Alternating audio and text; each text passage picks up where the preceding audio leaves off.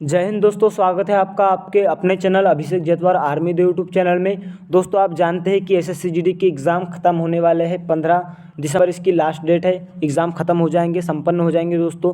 तो आपसे मैं यह अनुरोध करता हूं, इससे पहले मैंने जो वीडियो बनाया था उससे 2 से 3 क्वेश्चन दोस्तों जीव विज्ञान से एसएससी जीडी के जीके जीएस में पूछे गए हैं। उसी प्रकार दोस्तों यह वीडियो है मेरा भौतिक रसायन के लिए। जिसके भी एग्ज़ाम नहीं हुए हैं या फिर हो चुके हैं वे उत्तर की जाँच कर ले, और जिसके एग्ज़ाम नहीं हुए हैं दोस्तों वे यहाँ से ये वाले 25 क्वेश्चन देख के सिलेक्टेड क्वेश्चन में से अपने 2-3 नंबर कंफर्म कर ले दोस्तों। तो आपको हम बने रहेंगे 25 क्वेश्चन तक दोस्तों, बहुत मज़ा आने वाला है। तो फटाफट ज़्यादा देर न करते हुए हम वीडियो में बने रहेंगे। तो पहला क्वेश्चन इस प्रकार है। पहला क्वेश्चन है अपना दोस्तों, किसी भी स्थिर या गतिशील वस्तु की स्थिति और दिशा में कोई परिवर्तन नहीं होता है जब तक उस पर कोई बाह्य बल सक्रिय न हो। तो ये कौन सा नियम है दोस्तों? तो ये अपना नियम है न्यूटन का गति विषयक प्रथम नियम।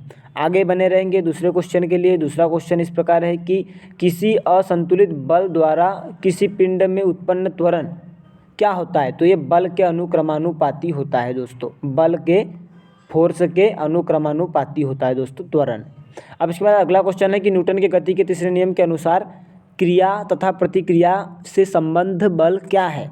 तो ये है दोस्तों, क्रिया तथा प्रतिक्रिया से संबंध बल उसके परिमाण बराबर होना जरूरी नहीं है इसके लिए।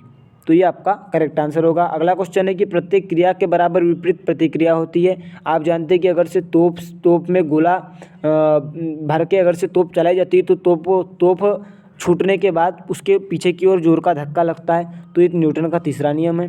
अब इसके पश्चात हम अगला क्वेश्चन है कि जल में तैरना न्यूटन के गति के कौन से नियम के अंतर्गत आता है? आप जानते हैं कि न्यूटन की गति का जो तीसरा नियम है ये तैरने में काम आता है, क्योंकि प्रत्येक क्रिया के प्रति विपरीत प्रतिक्रिया होती है। अब इसके बाद अगला क्वेश्चन देखेंगे। अगला क्वेश्चन इस प्रकार है कि कोई पिंड तब तक विरामावस्था में ही बना रहेगा जब तक उस पर कोई बाह्य बल कार्य नहीं करता। यह कथन किसका है? यह कथन है न्यूटन का दोस्तों। आप जानते हैं बल से संबंधित तो दोस्तों फोर्स जो है इससे संबंधित न्यूटन के से आप जानते हैं। अब अगला क्वेश्चन है ल्यूमेन एकक है। ल्यूमेन एकक क्या है दोस्तों? ल्यूमेन एकक ज्योति फलक का उदाहरण है दोस्तों। अब इसके बाद हम अगला क्वेश्चन देखेंगे। अगला क्वेश्चन है ऊष्मागतिकी के प्रथम नियम से संरक्षित होता है। ऊष्मागतिकी के प्रथम नियम से क्या संरक्षित होता है? ऊष्मागतिकी के प्रथम नियम से ऊर्जा संरक्षित रहती है दोस्तों। ऊर्जा किसका मात्रक है? आप जानते हैं ऊर्जा। ऊष्मागतिकी के प्रथम नियम से क्या संरक्षित होता है? तो ऊष्मागतिकी के प्रथम नियम से ऊर्जा संरक्षित होती है। ऊर्जा किसी कार्य करने की क्षमता को ऊर्जा कहते हैं। ऊर्जा का मात्रक जूल है, आप जानते हैं, और कार्य का भी मात्रक दोस्तों जूल ही है।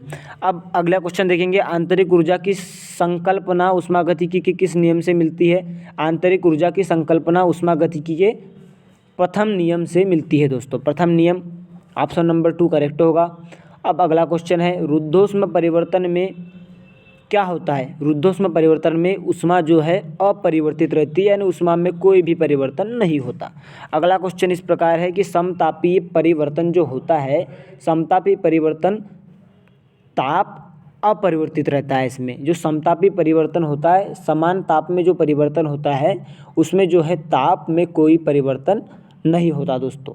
अब इसके बाद अगला क्वेश्चन देखेंगे। अगला क्वेश्चन है रेफ्रिजरेटर। जानते हैं आप रेफ्रिजरेटर कोई नया नाम नहीं, आप जानते हैं। रेफ्रिजरेटर में जो थर्मोस्टेट पार्ट होता है ये क्या कार्य करता है? तो थर्मोस्टेट पार्ट जो होता है ये एक समान तापमान बनाए रखता है, यानी समान तापमान बनाए रखता है दोस्तों रेफ्रिजरेटर में। अब ऊष्मागतिकी का प्रथम नियम किस अवधारणा की पुष्टि करता है? तो ऊष्मागतिकी का प्रथम नियम आप जानते हैं ताप संरक्षण की पुष्टि करता है।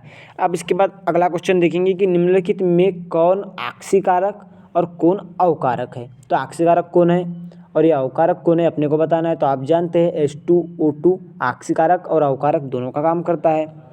अब निम्नलिखित में से कौन सा पदार्थ आक्सीकारक तथा अवकारक दोनों की तरह प्रयुक्त होता है? ये भी सेम ही क्वेश्चन है। तो आप जानते हैं कि सोडियम नाइट्राइड जो है, सोडियम नाइट्राइड आक्सीकारक और अवकारक दोनों का कार्य करता है। अगला क्वेश्चन देखेंगे कि हाइड्रोजन के जलने से संबद्ध प्रक्रिया क्या है? हाइड्रोजन से जलने से संबद्ध प्रक्रिया दोस्तों ऑक्सीकरण है। अब लोहे पर जो जंग लगता है, आप जानते हैं लोहे पर जो भी जंग लग जाता है तो ये काय का कारण है? तो लोहे पर जंग दोस्तों ऑक्सीकरण के कारण लगता है। बहुत सिंपल सा क्वेश्चन था। अब इसके बाद अगला क्वेश्चन है कि FET स्टार की Fe प्लस में रूपांतरण की प्रक्रिया क्या है? तो ये दोस्तों ऑक्सीकरण की क्रिया है दोस्तों।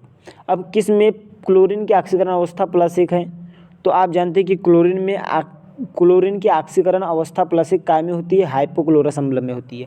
अब अगला क्वेश्चन है, सूर्य तथा अन्य तारों की विशाल ऊर्जा स्रोत है। सूर्य तथा अन्य तारों की विशाल ऊर्जा का स्रोत क्या है, तो आप जानते हैं नाभिकीय विखंडन इसका कारण है। आप जानते हैं नाभिकीय विखंडन का उदाहरण दोस्तों परमाणु बम है और नाभिकीय संलयन का उदाहरण दोस्तों हाइड्रोजन बम है। आप जानते हैं, इनका नाम सुने होंगे आपने, 10th के सिलेबस में दिया गया है। अब कार्य करने की क्षमता को क्या कहते हैं, अभी बताया था मैंने थोड़ी देर पहले, कार्य करने की क्षमता को ऊर्जा कहते हैं, इसका मात्रक जूल है और कार्य का भी मात्रक जूल है दोस्तों। और शक्ति का मात्रक, शक्ति भी इसी प्रकार इन्हीं के अंतर्गत आती है दोस्तों, शक्ति का मात्रक वाट है। अब अगला क्वेश्चन देखेंगे,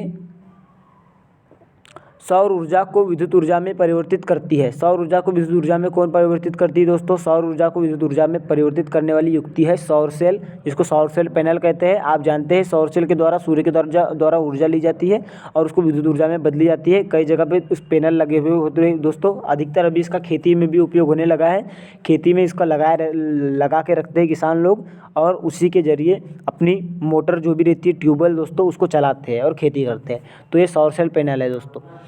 अब इसके बाद अगला क्वेश्चन है कि F20 में ऑक्सीजन की ऑक्सीकरण अवस्था क्या होती है, तो F20 में ऑक्सीजन की ऑक्सीकरण अवस्था होती है दोस्तों +2 होती है। अगला क्वेश्चन देखेंगे, सूर्य की सतह का ताप क्या होता है। सूर्य की सतह जो होती है उसका तापमान कितना होता है, ये आपके लिए होमवर्क रहेगा। इस क्वेश्चन का आंसर आप कमेंट में ज़रूर बताइएगा। आशा करता हूँ आपको वीडियो पसंद आया होगा। तो और एक बात कहना चाहता हूँ कि युद्ध कहाँ तक टाला जाए, ये द्वंद्व कहाँ तक पाला जाए, कि ये युद्ध कहाँ तक टाला जाए, ये द्वंद्व कहाँ तक पाला जाए, राणा के हो तुम वंशज, ठोको जहाँ तक लाइक जाए। तो वीडियो को लाइक शेयर सब्सक्राइब जरूर करें। आशा करता हूँ फिर ऐसे ही यूज़फुल वीडियो में मिलेंगे। तब तक के लिए जय हिंद, जय भारत, वंदे मातरम।